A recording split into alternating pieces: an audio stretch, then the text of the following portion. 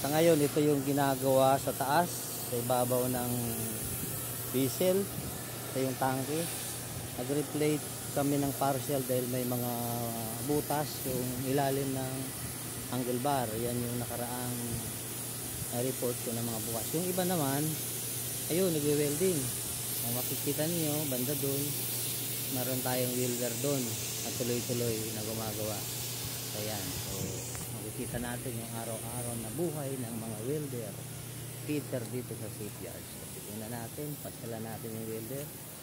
So open space siya, pero makikita mo naman yung may konting kahirapan dahil overhead siya ginagawa. Yan ang buhay ng welder, makikita mo. Yan o, halos nakadapa sila.